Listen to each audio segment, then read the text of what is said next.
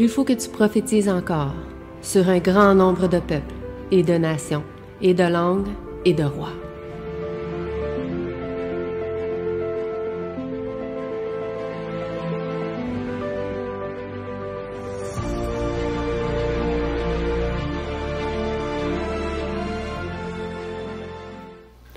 Donc aujourd'hui, notre première présentation, ce sera le pape. Est-ce, la question n'est pas présente, mais est-ce un simple monarque religieux? Donc c'est la question auquel on va répondre aujourd'hui. Et donc j'espère qu'on pourra y trouver réponse aussi à travers de ce partage d'aujourd'hui.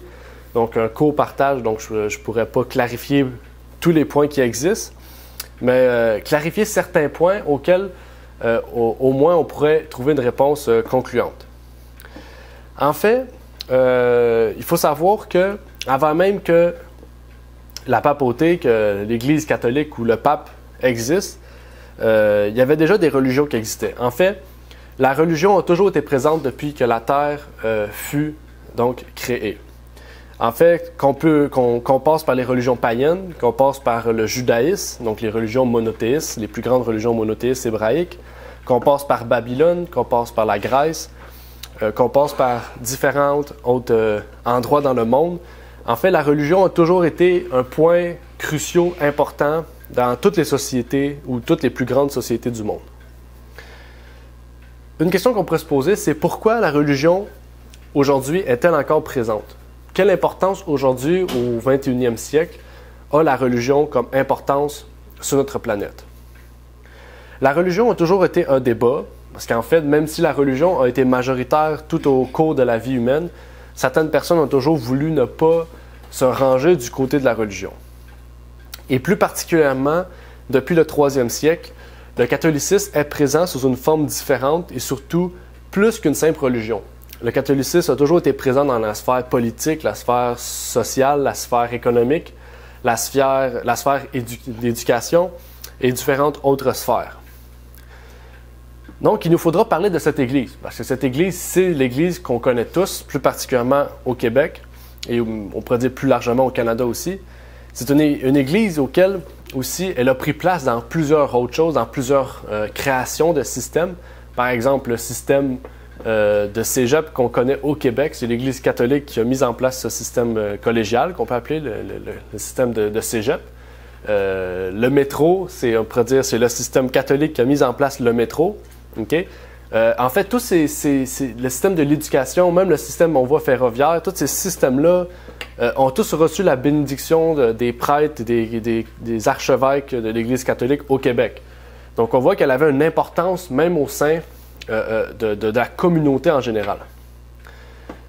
Et donc, cette Église-là, est-ce qu'elle a un lien avec les prophéties bibliques? Ça sera aussi qu'on va parler parce que le but d'aujourd'hui, c'est de voir l'écologie et les prophéties bibliques.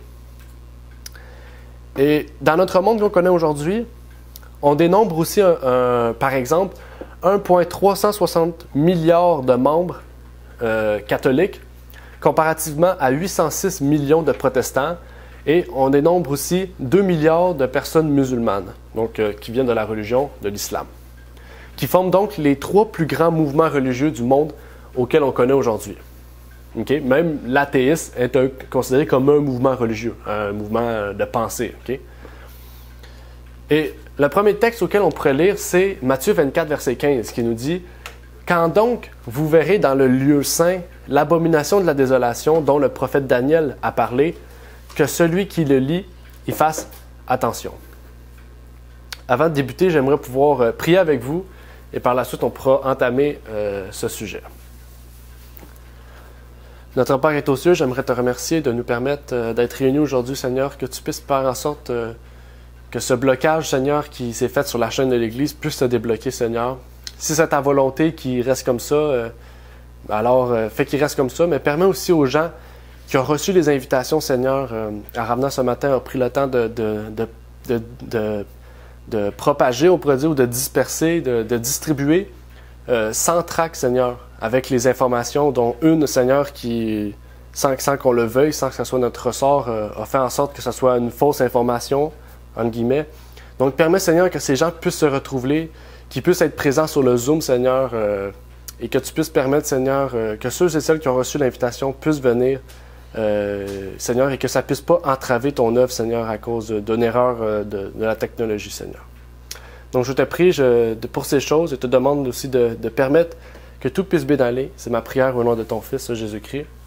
Amen. Donc, on utilise souvent l'Église catholique romaine. On connaît le mot romain. On sait que l'Église catholique romaine vient du fait que les Romains viennent de Rome. Le mot catholique, c'est un mot peut-être qu'on connaît un peu moins. Catholique signifie universel. Donc, il prend la forme d'un pronom, d'un nom. Il y a un nom commun, le nom propre. Il prend la forme d'un nom propre, mais il définit un nom commun, ou même un adjectif, comme on pourrait dire. En fait, dans le Wikipédia, on peut y lire « L'adjectif catholique renvoie au symbole de Nicée et est interprété par l'Église catholique comme signifiant se situer dans la continuité d'une tradition bimillénaire de recherche d'unité et d'universalité. » Donc, il faut savoir que l'Église catholique, souvent on dit l'Église catholique vient de Pierre, vient des pères de l'Église, etc. Dans un sens, oui, on peut dire qu'il est parti de cette lignée-là. Pour eux, la pensée catholique, par exemple, le protestantisme vient des réformateurs, mais celui qui a mis en place la réforme, c'est Martin Luther. Okay? Donc, je me dis pas protestant venant de Martin Luther, je me dis protestant de son origine, puis de la réforme qu'il a voulu amener. Mais pour l'Église catholique, c'est la même chose. En fait, l'Église catholique, pour eux, ils se réfèrent aux pères, les pères de l'Église, pour eux, sont les pères de l'Église catholique, puis Pierre est le premier pape avec son conseil, etc.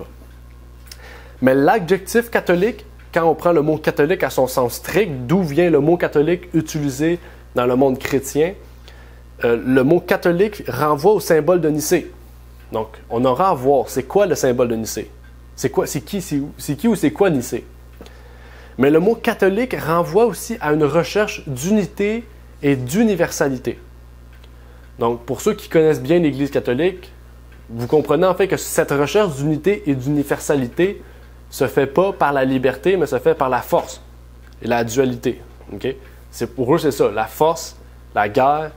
Par tous les moyens, on recherche l'unité et l'universalité. Okay? Donc, c'est ça la mission de l'Église catholique, en fait. Hein? Ça dénote universel, mais ça dénote le fait de rechercher cette universalité. Mais le symbole Nicée nous reste un peu flou.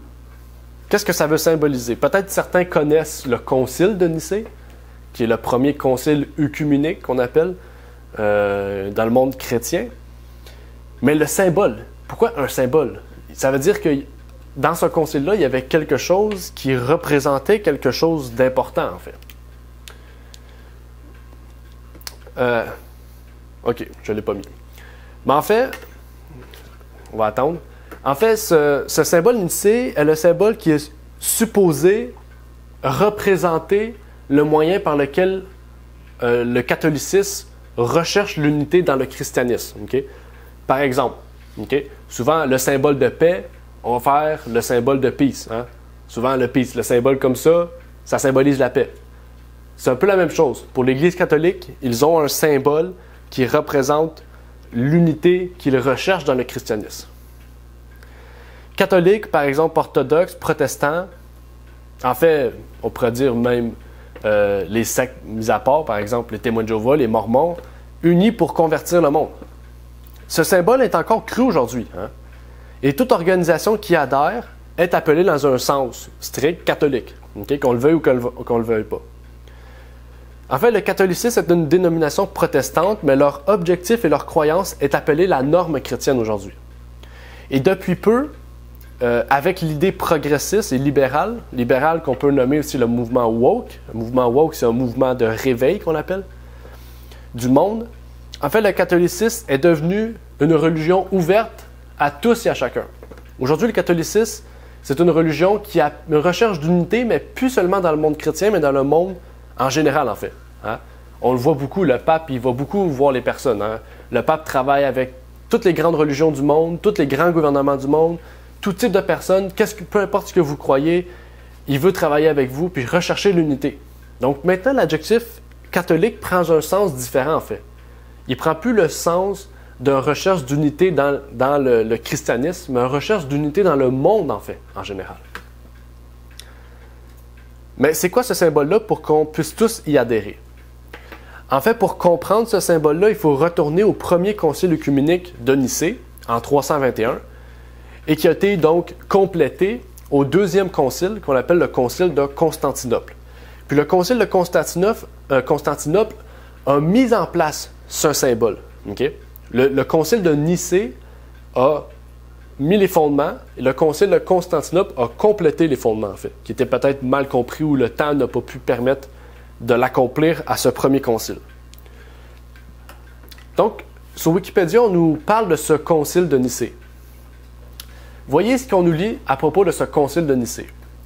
Nous croyons en un seul Dieu, Père Tout-Puissant, Créateur du ciel et de la terre, de toutes les choses visibles et invisibles, et en un seul Seigneur, Jésus-Christ, Fils unique de Dieu, né du Père, avant tous les siècles, lumière de lumière, vrai Dieu de vrai Dieu, engendré et non fait, consubstantiel au Père par qui tout a été fait. Nous croyons au Saint-Esprit, Seigneur et vivifiant, qui procède du Père, doit être adoré et glorifié avec le Père et le Fils, qui a parlé par les saints prophètes. Et l'Église, une sainte catholique et apostolique, nous confessons un seul baptême pour la rémission des péchés. Nous attendons la résurrection des morts et la vie...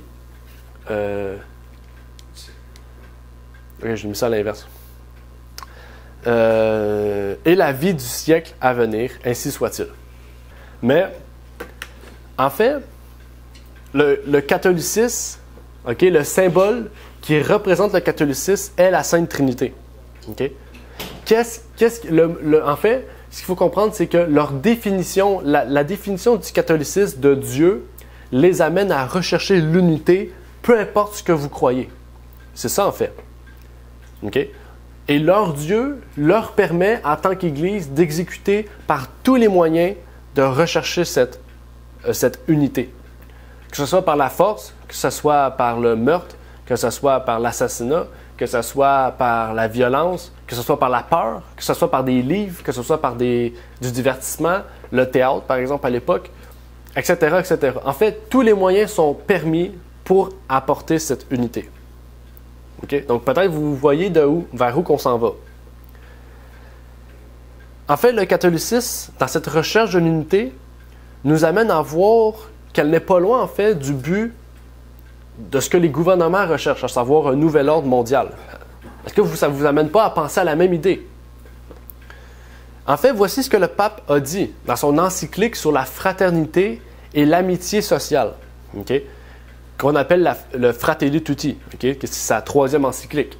Il nous dit « Nous, croyants, nous pensons que sans une ouverture au Père de tous, et en parlant du Père de tous, il parle de Père de toute l'humanité, pas tous les chrétiens, toute l'humanité. Il n'y aura pas de raison solide et stable à l'appel à la fraternité.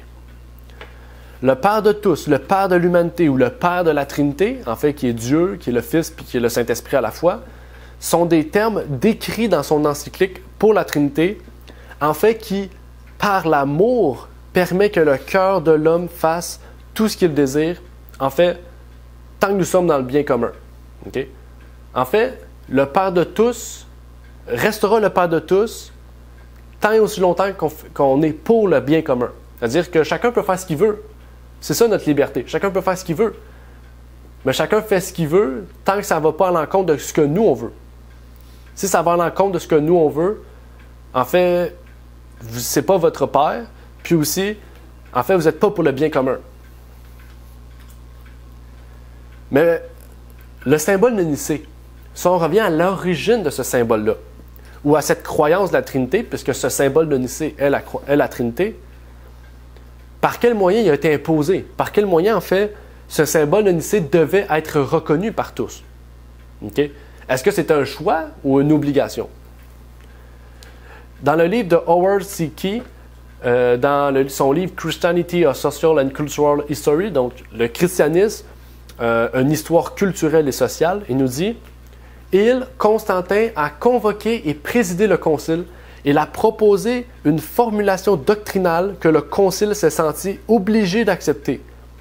Et il a autorisé des sanctions civiles pour les partis jugés hérétiques, bannissant Arius et ses partisans non réformés. » Donc, son catholicisme et son symbole de Nicée étaient quoi?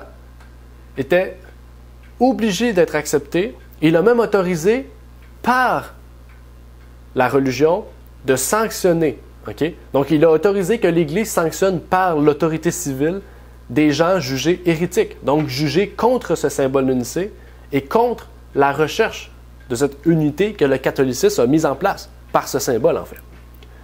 Puis, ils ont banni qui? Arius. Okay? Arius, c'est la personne qu'on connaît, hein, on dit souvent, bon, ben, si vous ne croyez pas à la Trinité, vous n'êtes pas chrétien. Il y a des gens qui disent ça. Si vous ne croyez pas à la Trinité, vous n'êtes pas chrétien. Puis ça dit ici, ben, si vous ne croyez pas à la Trinité, vous êtes des ariens. Hein? Arius, la croyance en l'arianisme vient d'Arius. Okay? Puis on ne va pas établir ça, mais en fait, l'arianisme, c'est un principe aujourd'hui qui est très mal connu, puis que les gens, en fait, essayent d'expliquer sans connaître l'histoire de ce Arius, en fait, qui défendait la vérité biblique. Mais ce qui est le plus préoccupant derrière cela, c'est que Constantin était un chrétien, ou soi-disant chrétien, devenu chrétien. Mais il était avant tout un empereur de Rome. On l'appelait Constantin le Grand. Hein, c'était un des plus grands empereurs de l'époque de Rome, en fait, de toutes les époques de Rome, depuis tous les temps. En fait, ce Constantin a décidé de faire un mélange entre le pouvoir civil et religieux ensemble pour former une religion qu'on allait appeler l'Église catholique romaine. Et ça a été une des erreurs, en fait. Parce qu'en mélangeant l'autorité civile et religieuse, il a amené à quoi? À amener des sanctions contre les croyances et les pratiques de certaines personnes. Et donc à détruire la liberté religieuse. En fait, l'union de l'Église et l'État a mené à une persécution pour ceux qui ne veulent pas suivre ce que le gouvernement et l'Église a dit de croire. Et à ce sujet, on peut lire dans un autre livre de Dr. Brownlee qui dit « La papauté, ennemie de la liberté civile ». C'est ça le titre de son livre. Il nous dit « En un mot, l'Église de Rome a dépensé d'immenses trésors et versé dans le meurtre le sang de 68 500 000 personnes de la race humaine, pour établir devant le monde étonné et dégoûté sa ferme détermination d'anéantir toute prétention de la famille humaine à la liberté et au droit à une liberté de conscience sans borne. » Est-ce que vous avez bien compris ce qui est dit ici? Okay? C'est des livres d'histoire, c'est pas monsieur, madame, tout le monde. Okay? C'est des personnes qui sont reconnues comme des historiens. Okay? Il a dit ici qu'il a tué des milliers, en fait 68 millions, okay? Même certaines personnes vont jusqu'à 150 millions, okay? Entre 538, en fait dans l'époque de l'Inquisition.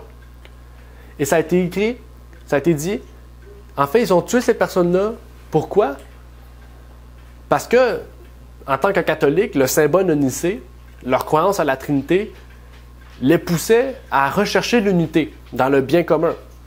Et ces 68 millions de personnes étaient contre le bien commun et donc ils ont forcé à établir devant le monde qui était étonné et dégoûté, parce que même si tu es catholique, il y a des gens qui étaient dégoûtés et étonnés par quels moyens l'Église pouvait prendre pour amener et arriver à leur but. En fait, ça dit ici qu'ils ont tout fait sans aucune borne à rechercher à anéantir. En fait, après le concile de Nicée, Arius a été mis en prison. Bien sûr, Arius n'est pas resté en prison toute sa vie. Constantin a eu un regain d'intelligence, il a décidé de le relâcher. Mais tout au long de sa vie, Arius a été réduit au silence par la moquerie. Ses livres ont été brûlés. Ses chants ont été brûlés. Les personnes qui chantaient ces chants ont été brûlées. En fait, toute chose a été faite par l'Église sans atteindre sa vie à Arius. Okay? Mais on voit à quel point auquel il peut aller. Et ça nous fait penser aussi à l'époque auquel on a traversé pendant 2 ans et demi. Le COVID-19, ça nous fait penser à cela. Hein? Certaines personnes étaient restreintes à cause de certaines choses. Hein? Vous n'étiez pas pour le bien commun, vous ne vouliez pas prendre part à ce que 80% de la population fait, mais le 20%, vous allez souffrir. On ne peut pas vous tuer, on ne peut pas rien faire. Mais on va tout faire du côté légal pour vous empêcher de vivre. C'est ça qu'ils ont fait, en fait, l'Église. jusqu'à temps en fait qu'elle ait le plein pouvoir en 538. En fait, la papauté, depuis sa mise en place par Constantin, bien sûr, son règne mondial a commencé en 538, en fait, a été une religion dite chrétienne, unissant le pouvoir civil et religieux pour tuer, réduire au silence et par tous autres moyens ceux qu'ils appellent hérétiques. La papauté, en fait, a toujours été, à cause de son symbole de Nicée et à cause de, en fait, son nom, catholicisme, qui veut signifier unir, unité, dans son symbole de Nicée, a tout fait contre la liberté de conscience. Mais le plus intéressant face à cela, c'est est-ce qu'aujourd'hui vous pensez que l'Église a changé? Est-ce que vous pensez que l'Église a changé? En fait, si ce cher monsieur, parce qu'il faut revenir aussi à aujourd'hui, surtout l'image en fait qui montre monsieur le pape François, est-ce que vous pensez que le pape François est pour la liberté religieuse, civile, la liberté de conscience? Là est une question. En fait, on pourrait trouver une réponse. Si cet homme est en fait élu par un conseil de représentants, okay, qu'on appelle les cardinaux, dans un État religieux, on pourrait dire démocratique, est-ce qu'il reste pour autant un chef religieux ou il est plus qu'un chef religieux? Est-ce qu'en fait c'est un simple chef religieux ou plus qu'un chef religieux? C'est ça la question qu'il faut répondre aujourd'hui. En fait, est-ce qu'un chef religieux irait rencontrer...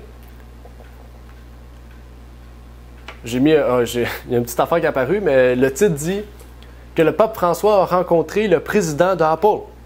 Est-ce que vous pensez que monsieur François aurait rencontré le président d'Apple? En secret. Quand je dis en secret, c'est qu'ils ont une rencontre privée. En fait, est-ce que monsieur François aimerait avoir un cellulaire en son nom? Le iPhone François II? Ou c'est parce qu'il y a une autre chose qui se cache derrière cela? Est-ce que monsieur le pape aurait rencontré le président de Pfizer? L'homme qui fait des vaccins, la compagnie qui fait des vaccins et plusieurs autres choses, OK? Ils n'ont pas juste créé des vaccins. Ça fait quand même plus de 100 ans qu'ils existent. Mais est-ce que vous pensez que le pape François, pendant la pandémie mondiale, ça dit ici, le 23 avril 2021, il aurait rencontré le président d'une compagnie pharmaceutique? Est-ce que vous pensez que monsieur le pape aurait rencontré le président de Google, qui est aujourd'hui Alphabet, c'est plus Google, c'est Alphabet? Est-ce que vous pensez qu'il aurait rencontré cette compagnie-là? Est-ce que vous pensez qu'il aurait rencontré le président d'Instagram? Là, je vous ai pris des grosses têtes d'affiche, OK? Mais il a rencontré plusieurs autres personnes. Il a rencontré Elon Musk, il a rencontré le président de Visa, Mastercard, il a rencontré le président des États-Unis, de l'Italie, plusieurs autres présidents de France, etc., etc. En fait, la question qu'on voit, qui supporte-t-elle aujourd'hui? En fait, la papauté supporte les grandes compagnies économiques mondiales. En fait, la papauté ne va pas rencontrer le président d'une compagnie qui est contre son but, en fait. OK? Le pape François va rencontrer des personnes en qui, en fait, les gens veulent chercher une sagesse en lui. Les gens veulent chercher peut-être un moyen pour réduire la liberté. Hein? Par exemple, Google, le président de Google, c'est celui qui est président de YouTube aussi. Hein? Ça a été racheté. Puis vous voyez, la censure qui existe sur YouTube a été augmentée encore plus cette année. Hein? Maintenant, on ne peut même plus dire de certains mots là, dans des vidéos. OK? Au point d'être démonétisé. Donc, pour vous dire que, en fait, ces grandes compagnies-là veulent censurer certains types de produits ou de publications. Puis pourtant, le pape les rencontre, soi-disant pour la liberté. Bien sûr, comme je vous ai dit, il y en aurait plusieurs autres. Mais j'aimerais vous lire un article. Cet article nous dit ici, je vais vous lire en bas, l'Église catholique est la plus grosse puissance financière du monde. Ça dit, le Vatican a de gros investissements avec les Rothschild de Grande-Bretagne, de France et d'Amérique, avec la banque Ambros, avec le Crédit Suisse à Londres et à Zurich, Aux États-Unis, il y a de gros investissements avec la Morgan Bank, la Chase Manhattan Bank, la First National Bank of New York, la Bankers Trust Company et d'autres. Le Vatican possède des milliards d'actions dans les plus puissantes sociétés internationales telles que Gulf Oil, Shell, General Motors, Bethlehem Steel, General Electric, International Business Machine, TWA, etc. C'est pour vous dire, en fait, est-ce qu'une religion dite chrétienne investirait dans des compagnies pétrolières? Est-ce qu'elle investirait dans des compagnies de véhicules? Est-ce qu'elle investirait dans des compagnies, par exemple les Rothschild, les Morgan, les banques Morgan, les banques Trust, etc.?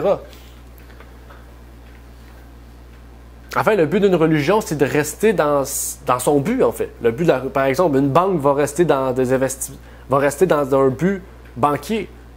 Une église doit rester dans son but religieux. Une église, en fait, qui sort de ses buts pour rechercher l'intérêt des personnes en dehors de l'église, c'est une église corrompue. Mais ici, on parle du Vatican, on parle d'un État qui possède des milliards d'actions. Okay? Ce n'est pas des millions, c'est des milliards. Okay? C'est juste pour vous faire réfléchir, en fait. Ici, il n'y a pas de conclusion. Vous montrer que le pape, son intérêt ne porte pas seulement, en fait, vers le côté religieux, en fait. Il porte vers un côté qui est beaucoup plus large et vaste. Et ça, c'est problématique.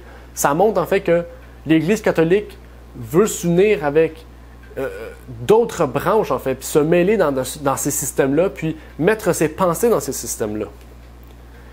Et le problème encore plus profond, c'est que si, en fait, tout ce qu'on a vu depuis tout à l'heure sur l'Église catholique n'a jamais changé, ça veut dire qu'elle va encore vouloir imposer ses idées par ces moyens-là, en fait. En fait, on voit que la papauté a un problème avec la liberté de conscience. Et quand on parle de liberté de conscience, on peut tout de suite mettre un égal. Liberté de conscience égale États-Unis. Hein? Parce que les États-Unis sont les fondateurs, ou on pourrait dire, sont ceux qui ont remis en place la liberté de conscience dans ce monde. En fait, depuis la fondation des États-Unis d'Amérique au 18e siècle, donc plus précisément en 1776, en fait, tout a changé. Maintenant, ceux qui vivaient aux États-Unis pouvaient adorer Dieu de la manière qu'ils voulaient. Avaient même le choix de ne pas adorer Dieu. En fait, il y avait des lois qu'on appelle les chartes de la liberté qui protégeaient le droit de chaque individu. Que ce soit pour leur vie religieuse, leur vie civile, leur maison, tout ce qui leur appartenait. Bien sûr, ce n'était pas la vie en rose. Ce n'était pas le paradis resterait sur terre. Mais c'était une idée des principes que Dieu avait instaurés depuis la création, à savoir la liberté. Bien sûr, il y avait encore beaucoup de travail à faire. Les États-Unis étaient encore un État esclavagiste. Donc, ça veut dire que les États-Unis permettaient l'esclavage. Les États-Unis avaient des inégalités entre les hommes et les femmes, entre les personnes de couleurs variées, de nationalités variées. Donc oui, les États-Unis avaient un grand travail à faire. Mais leur but principal était d'amener la liberté à tout être humain. Et le problème de Rome est encore plus important à faire, en fait. Il y avait encore un plus grand problème à résoudre. Regardez ce qui est écrit ici. L'Église ne s'est jamais trompée et d'après les Écritures ne se trompera jamais. Et ça, c'est un livre de l'histoire ecclésiastique. C'est un livre qui raconte l'histoire de l'Église catholique. Okay? Ça veut dire que l'Église ne s'est jamais trompée et d'après les Écritures ne se trompera jamais. Ça veut dire que l'Église ne va jamais changer de point de vue, en fait. Si l'Église a dit ça il y a 500 ans, aujourd'hui, c'est la même chose. Okay? Même si le pape dit une autre chose que ce qui a été dit il y a 500 ans, il le dit sous le coup de la pression, sous la pression des lois, en fait, qui interdisent certaines choses d'être dites, en fait. Mais s'il aurait la liberté de dire tout ce qu'il voulait, il le dirait. Mais en fait, des lois l'interdisent. En fait, la liberté de conscience est contraire à son but d'unité et d'universalité. Le but de l'Église catholique, c'est d'unir toute la planète à croire la même chose, à pratiquer la même chose par la force. Et la liberté de conscience, en fait, rendait caduque ce principe-là. Parce que la liberté de conscience dit que vous pouvez adorer de la façon dont vous voulez. Vous pouvez adorer le Dieu que vous voulez. Vous pouvez adorer le samedi ou le dimanche. En fait, c'est un choix. OK? Ce n'est pas une obligation. Mais le Dieu trinitaire, le Dieu de la Trinité, est contre la liberté. Et pour l'amour, tant que le bien commun est respecté. En fait, le pape, dans son encyclique Laudato Si et Fratelli Tutti, définit le bien commun et c'est ce qui se met en place en ce moment même dans notre monde. Surtout depuis la crise de cette pandémie, en fait, tout s'est mis en place plus rapidement. En fait, si l'Église catholique ne se trompe jamais, en fait, vous pourrez prendre plusieurs textes, même aller voir un prêtre directement, ils vont vous dire que l'Église est infaillible. En fait, la Bible dit l'inverse. La Bible dit qu'aucune personne n'est infaillible. Et surtout pas une organisation. Toute organisation est faillible. En fait, c'est aux hommes dans cette organisation-là de rester infaillibles. Et pour rester infaillible, en fait, il faut rester accroché à Dieu. Hein? Paul est resté infaillible parce qu'il est resté accroché à Dieu. OK? Enoch est resté infaillible. Jean est resté infaillible. Même Moïse n'est pas resté infaillible parce qu'à la fin de sa vie, il a commis un péché. Et c'est ce qui a mis fin, en fait, au fait qu'il a pu voir la Canaan terrestre.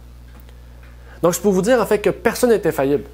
Mais pour rester droit, OK, infaillible dans un sens, même si on n'est pas infaillible, il faut rester accroché à Dieu.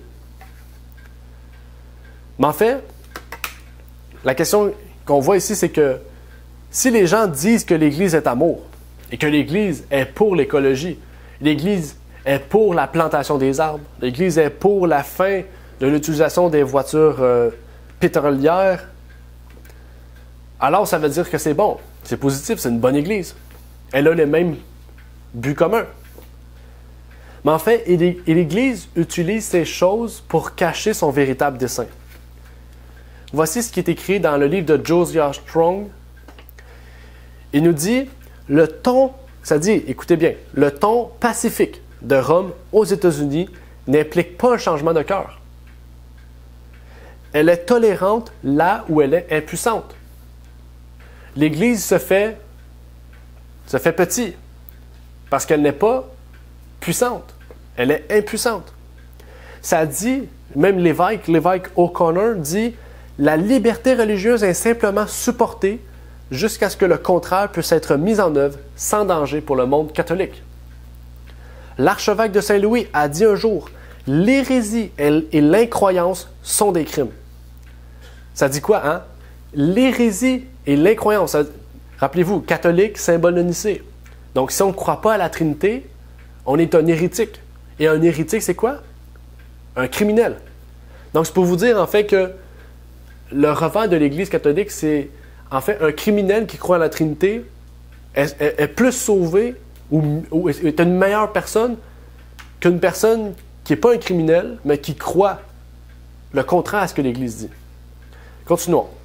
Et ça dit, et dans les pays chrétiens comme l'Italie et l'Espagne, par exemple, où tout le peuple est catholique et où la religion catholique est une partie essentielle de la loi du pays, ils sont punis comme d'autres crimes. Ça dit, là, on va prendre un petit stop ici, un break. Ici, c'est pour vous montrer. Okay?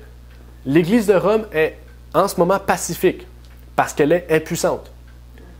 Mais quand elle retrouvera l'occasion de pouvoir renverser ce système de liberté religieuse où elle est impuissante, pour qu'elle puisse devenir puissante, elle va ramener l'idée, en fait, que ceux qui ne pensent pas comme nous sont autant des criminels que ceux qui pensent comme nous. Puis qui commettent un vrai crime, en fait. Le meurtre, le vol, le viol, toutes ces choses-là, en fait. C'est grave. On ne peut pas dire que c'est pas grave, c'est grave. Puis le pape François a osé dire dans ses encycliques, il faut que nous puissions aller pour le bien commun. Hein? Ça dit tous ceux qui sont conservateurs, des vrais conservateurs, qui veulent garder, parce que les conservateurs sont pour la liberté religieuse. Tous ceux qui sont conservateurs, il dit, on doit retirer ça de notre vie. On doit retirer cet esprit de conservatrice. On doit avoir cet esprit contraire, cet esprit démocrate. Aux États-Unis, on pourrait appeler ça comme ça. On faut avoir cet esprit démocrate, cet esprit woke, cet esprit de réveil auquel, ben, en fait, dans notre monde qu'on vit en ce moment, ben, on voit que tout est chaotique. Et puis ça irait bien mieux si tout le monde ensemble, on irait vers un but commun. Puis lui qui choisit le but commun, ben, c'est la papauté. C'est ça en fait, c'est ça qu'il recherche. Mais c'est pas fini, il n'a pas fini. Monsieur Strong n'a pas fini. Chaque cardinal, archevêque et évêque de l'Église catholique prête un serment d'allégeance au pape dans lequel figurent les mots suivants.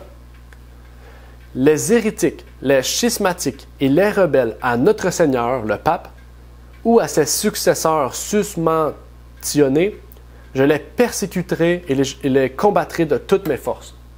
Aujourd'hui encore, les prêtres font ce serment-là. Puis si vous lui posez la question, c'est sûr qu'il va vous dire « Non, c'est pas vrai, on fait pas ce serment-là. » En fait, c'est un serment secret, c'est un serment interne. Donc, il ne peut pas en fait vous révéler un serment qui a été fait à l'interne si vous appartenez pas à l'Église, en fait. OK? C'est vraiment un serment qui est fait quand un prêtre devient prêtre, en fait. Donc, il y a des choses qui ne peuvent pas être révélées. Mais par exemple, allez voir des prêtres qui sont devenus protestants, ils vont tous vous dire la même chose, que c'est vrai, en fait. OK? Puis l'Église va tout faire pour dire que ce témoignage-là est faux. Cette personne-là n'a jamais été prêtre, c'est pas vrai. Il n'a jamais été prêtre. Aussitôt qu'il sort de l'Église, il n'a jamais été prêtre. C'est pas vrai, ça. Comme si tous les prêtres sont restés prêtres toute leur vie. Il n'y a aucune personne qui est sortie du système catholique. Mais pour aller plus loin, parce que là, peut-être vous pouvez vous dire, ben, ce monsieur-là, c'est un protestant. C'est sûr qu'il va prendre contre l'Église catholique. On va voir le pape lui-même, ce qu'il va dire. Le pape Pie VI, dans son encyclique. Un encyclique, c'est public. Un encyclique, c'est public à tout le monde entier. Okay? Juste pour vous rappeler. Les doctrines absurdes et erronées, ou les délires, okay? Un délire, c'est vraiment une folie, là, en faveur de la liberté de conscience, sont une erreur des plus pestilentes. Ça dit que c'est un fléau qui, de tous les autres, doit être le plus redouté dans un État. Donc pour lui, un État qui écrit des chartes ou des lois pour la liberté doit être un État redouté. Le Canada, les États-Unis, la France, par exemple, d'autres États. Tous ces États-là, ils sont censés être, on dit, laïques. Laïque, ça veut dire que l'Église n'a pas... En fait, un État laïque, c'est un État auquel il n'y a pas une religion en particulier qui peut prendre part à des décisions politiques. Okay? C'est sûr qu'il y a des décisions qui sont radicales, comme par exemple au Québec, une femme voilée ne peut pas prendre une photo de son permis. Une femme voilée ne peut pas travailler dans un lieu public avec son voile. On pourrait dire que c'est des décisions drastiques. Okay? Mais dans ce côté-là, il y a un bien, dans un sens qu'il faut bien séparer l'Église de l'État. Ça, c'est bien. Mais pour le pape, ça, c'est une grosse erreur. C'est une peste. C'est un fléau. En fait, il faut comprendre que la liberté de conscience, c'est pas seulement ce qu'on croit, en fait. Hein? C'est qu'est-ce qu'on veut manger, c'est comment on s'habille, qu'est-ce qu'on veut boire, c'est qu'est-ce qu'on veut conduire, je sais pas, quel type de chien qu'on veut, je sais pas. C'est pour vous dire, en fait, que la liberté de conscience, c'est vraiment tout, en fait. C'est tout. Donc, la papauté, ou le système papal, aujourd'hui, ne peut pas se battre en tant que système religieux contre la liberté. Hein? Il peut pas. Ils sont trop faibles. Mais par exemple, en travaillant avec Apple, en travaillant avec Instagram, en travaillant avec Pfizer, en travaillant avec les banques, les compagnies pétrolières, les gouvernements, là, par exemple, ils peuvent être forts. Parce que le pape, c'est une grande figure. Hein? Même le pape, il y a eu une photo du pape dans le Time Magazine, je pense que c'était en 2015 ou 2016, quand il est rentré au pouvoir. Il y a eu vraiment une photo dans le Time Magazine, c'est le plus grand magazine des États-Unis. C'est pour vous dire que le pape a une figure qui n'est pas seulement religieuse, il y a une figure politique, il y a une position qui est importante au sein des gouvernements. Puis en fait, par la politique, par le divertissement, Instagram, YouTube, les réseaux sociaux, par l'éducation, par l'économie, il va trouver un moyen pour renverser le système qui existe présentement dans les pays libres pour le rendre en fait, plus libre, puis le rendre universel, OK? D'après ce que lui veut. Et depuis l'arrivée du pape, depuis 2015, le cheval de Troie du pape, c'est l'écologie. Et par l'écologie, ils vont pouvoir imposer leurs dogmes et croyances d'une façon politique, plus que religieuse en fait. Hein? Alors, regardez les décisions du pape en ce moment, là, c'est beaucoup plus politique que religieux. Le pape fait plein de rencontres avec différents gouvernements. C'est beaucoup plus politique que religieux et c'est pas pour rien.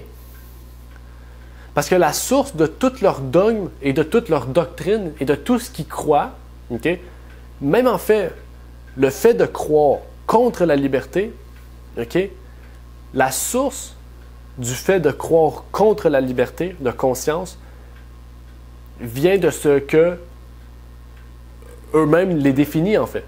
Qu'est-ce qui définit un catholique? C'est son symbole. Son symbole, la Trinité. Le mystère de la Trinité est la doctrine centrale de la foi catholique sur laquelle se fondent toutes les autres doctrines de l'Église. Et une des doctrines de l'Église, c'est quoi? Qu'on recherche l'universalité, qu'on recherche l'unité par le bien commun et que la liberté de conscience et religieuse détruit la recherche de ce but. Et donc la doctrine de la Trinité est la source de toute autre de leur doctrine, mais aussi la source de la destruction de la liberté de conscience. Et c'est pour ça, en fait, qu'en ce moment, on dit la Trinité, c'est le Père de tous. La Trinité, c'est le Dieu de tous. En fait, la Trinité unit tout le monde. Parce qu'on a tous un but commun. C'est sauver la planète. Je dis pas que c'est pas bien sauver la planète. Je dis juste que le côté politique, en fait, derrière, vient passer par-dessus le but, en fait, que chaque être humain recherche. À savoir, prendre soin, en fait, de ce qui nous entoure. OK? Moi, je prends soin de ce qui m'entoure. Je prends soin de la pelouse, je prends soin de mon auto, je prends soin de la maison, je prends soin de ma famille. C'est normal, ça. C'est un droit et c'est un principe de vie. Mais en faire un résumé politique, c'est autre chose. Mais l'Église catholique encore travaille avec une équipe. Il y a une équipe derrière. Hein? Par exemple, vous prenez un président qui se présente aux élections. En fait, il y a une équipe derrière. Il y a un secrétaire, hein? Il y a un vice-président, il y a des directeurs. Mais l'Église catholique, en fait, n'a pas en tant que telle une armée. Elle a une armée religieuse, dans le sens qu'elle a des prêtres, des églises, des membres. Mais elle a une branche qu'elle appelle, que Napoléon Bonaparte appelle l'armée de l'enfer. Okay? L'Église catholique a une branche que les 3 premiers présidents, George Washington et les 2 autres, que j'ai oublié leur nom, ont appelé la pire secte qui existe sur Terre. Et cette branche-là s'appelle les Jésuites. Les Jésuites sont une organisation dite chrétienne. Je dis tout le temps dite chrétienne parce que c'est vraiment soi-disant chrétien, okay, et catholique, qui sont censés ou qui œuvrent à la pauvreté, l'entraide, et se définissent être des pacificateurs cherchant la paix et l'amour pour l'unité sous la bannière de l'Église catholique. En fait, pour comprendre vraiment le but des Jésuites, il faut comprendre d'où viennent-elles. Pourquoi sont-elles existantes? Par exemple, le protestantisme, on sait que c'était une révolte au système de l'Église catholique, qui est un système contre la liberté de conscience. Mais les Jésuites, c'est quoi au juste? En fait, pour faire un résumé court, je vais vous dire ça en une phrase. Les Jésuites, c'est une contre-attaque de l'Église catholique contre la réforme protestante. On pourrait dire que c'est une contre-réforme. Les Jésuites, c'est un système de contre-réforme, un système de protection des doctrines catholiques par tous les moyens possibles, en fait. Et ils œuvrent dans le secret, en fait. Par exemple, dans le livre de Bill Hughes, The Enemy Unmasked, donc l'ennemi démasqué, il nous dit, dans les années 1550, la réforme avait pris une telle ampleur en Europe que la papauté a commencé à réaliser qu'elle devait faire quelque chose pour tenter de l'arrêter. Ils ont compris que si elle n'était pas arrêtée, elle finirait par saper quoi? La position de l'Église catholique et par détruire le pouvoir politique absolu qu'ils avaient atteint. Ça ne dit pas un petit pouvoir, ça dit un pouvoir absolu. Hein?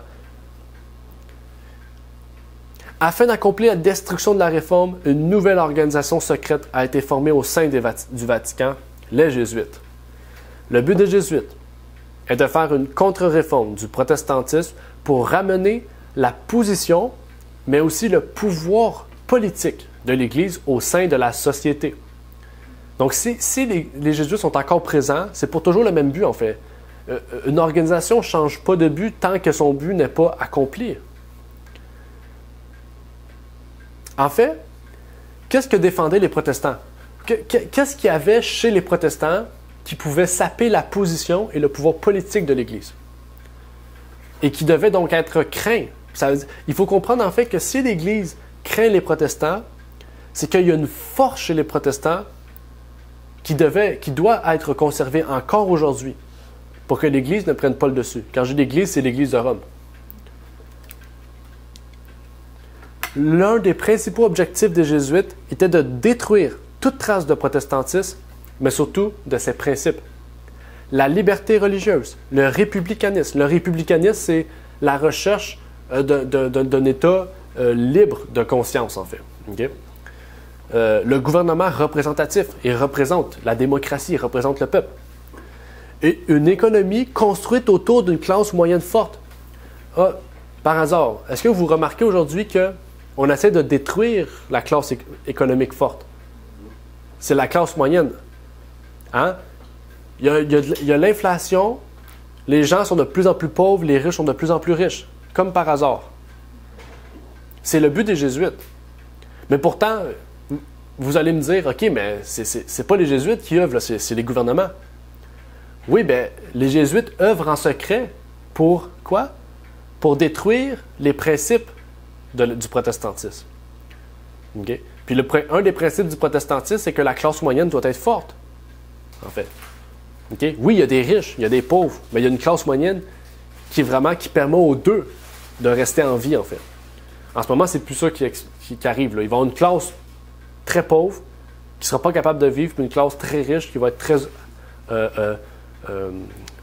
très bien bâtie. C'est-à-dire, un autre objectif des Jésuites était d'étendre considérablement le pouvoir et le contrôle de la papauté dans le monde entier. Et c'est là le problème.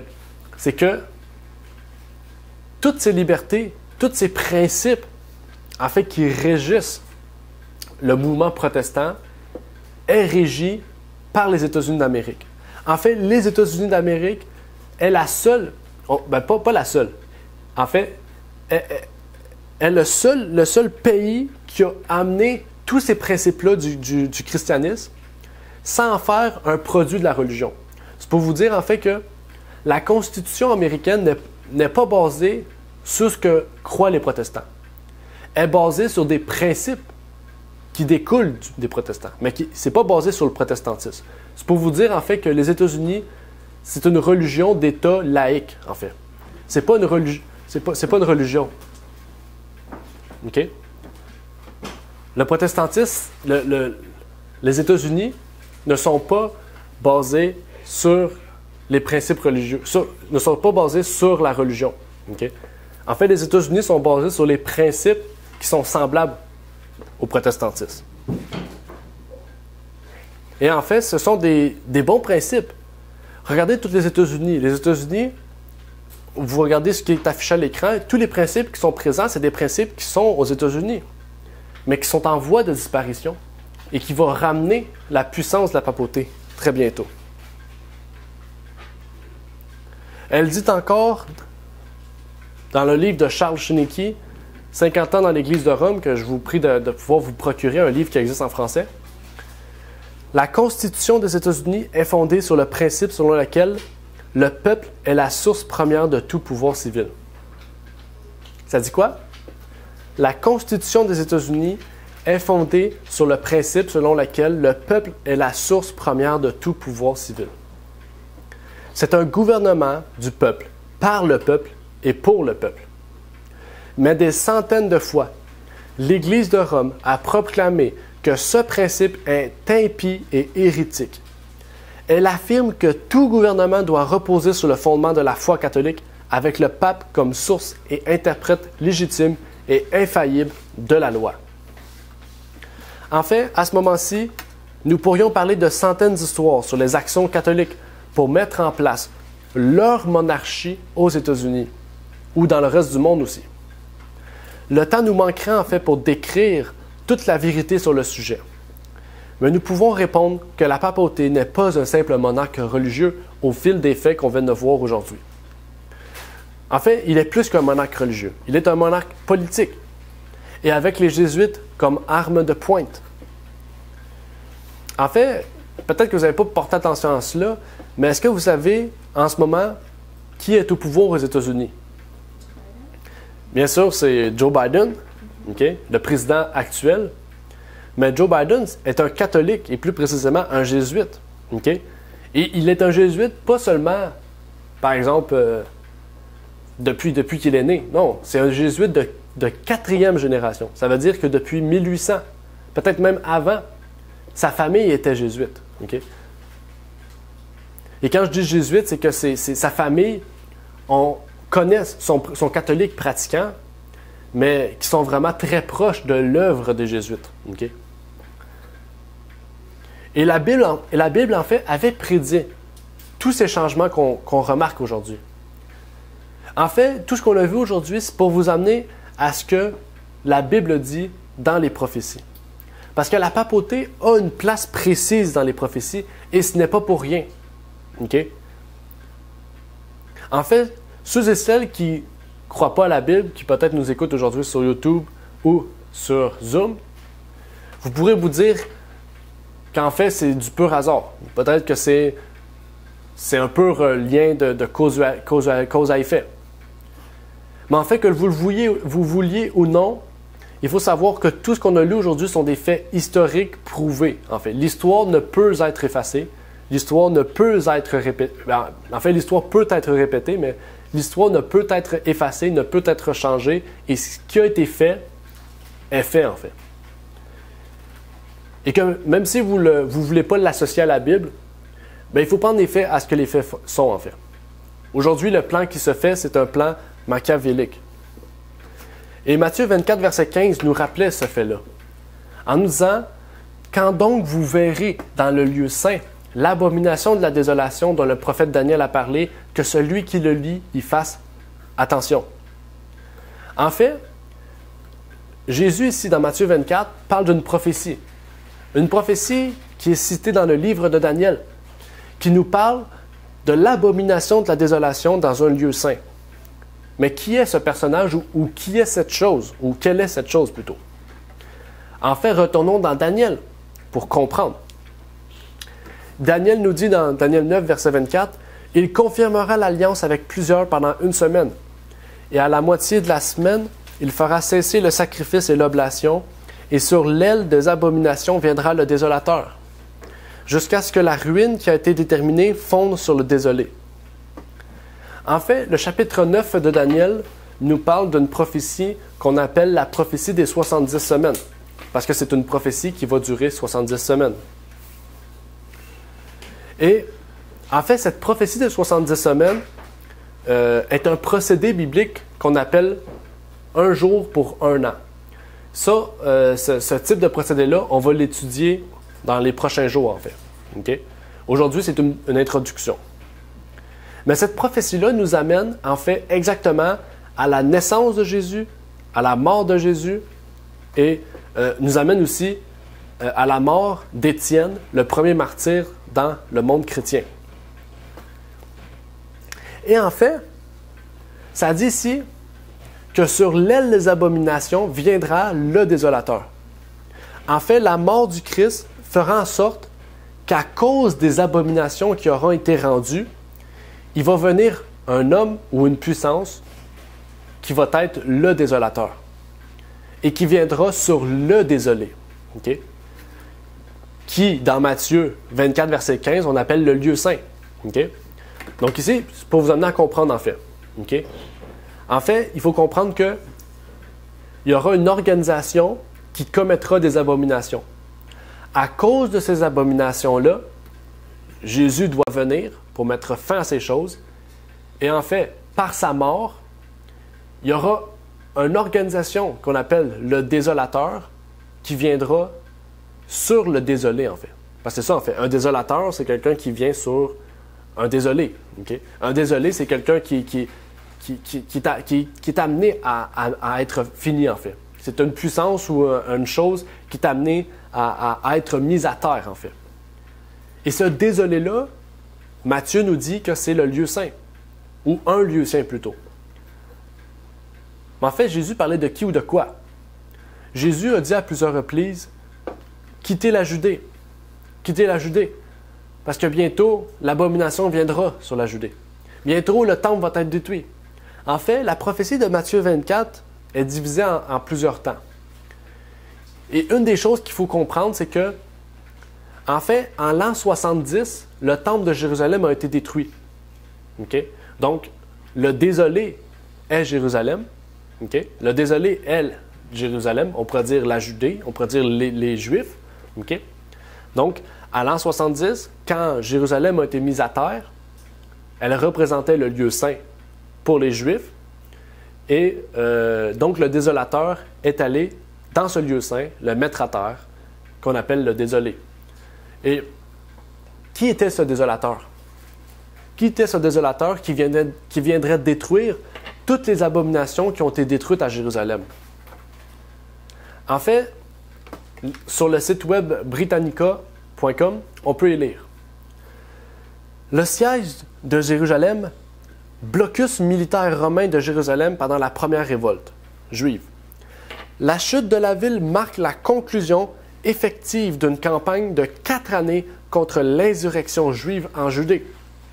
Les Romains ont détruit une grande partie de la ville, y compris le second temple. La majorité des informations sur le siège proviennent des notes abondantes de l'historien juif Flavius Joseph. En fait, la désolation, OK? On va retourner un petit peu plus tôt. Quand donc vous verrez dans le lieu saint, on va dire ce que Jésus dit. Okay? On va dire en des mots qu'on comprend. Jésus dit ici, quand donc vous verrez à Jérusalem les Romains, dont le prophète Daniel a parlé, en fait, Jésus dit quittez. Jésus dit quand vous verrez les Romains arriver à Jérusalem, quittez. Parce que les Romains sont l'abomination de la désolation. Les Romains sont le désolateur qui est décrit dans Daniel. Dans Daniel, il est écrit « Le désolateur viendra sur les abominations ». Okay? Jésus dit « Quand vous allez voir les Romains arriver à Jérusalem, il est temps de quitter Jérusalem. Parce qu'elle va être détruite à cause de ces abominations. » Et l'histoire nous révèle qu'effectivement, Jérusalem a été détruit quelque temps après par les Romains. Et miraculeusement, aucun chrétien a été touché. Aucun chrétien a trouvé la mort. Et vous pourrez aller voir dans les écrits de Flavius Joseph, cet auteur juif a répertorié le fait qu'aucun chrétien n'est mort. Rome fut l'abomination de la désolation. Et si Rome l'était, Rome l'est toujours et le sera toujours. Et quand on parle de Rome, on parle du système politique et religieux associé ensemble, aujourd'hui qu'on appelle le Vatican, hein? L'Église catholique romaine. Parce que Daniel nous répète cette idée de l'abomination. Dans Daniel 11, 31, elle nous répète cette idée de l'abomination. Dans Daniel 12, verset 11. En fait, une prophétie, un terme ne va pas changer, en fait, si on voit que la prophétie se déroule dans l'histoire auquel cette même puissance existe encore, en fait. Et encore aujourd'hui, l'Église catholique romaine existe. Regardez, en fait, il y a eu seulement un changement de soi-disant religion. Au 6e siècle, la papauté était solidement établie. Le siège de son empire avait été fixé dans la ville impériale et l'évêque de Rome était reconnu chef de toute la chrétienté. Il a dit quoi? Le paganisme avait fait place à la papauté. Le dragon avait cédé à la bête sa puissance et son trône et une grande autorité. C'est alors que commencent les 1260 années d'oppression papale annoncées par les prophéties de Daniel et de l'Apocalypse. En fait, la Rome qui avait détruit Jérusalem, c'était une Rome païenne.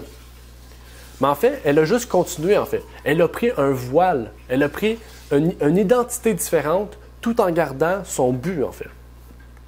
Au lieu d'être païenne, elle est devenue chrétienne parce que le christianisme était à la mode. Et aujourd'hui, c'est ça qu'elle fait. Hein?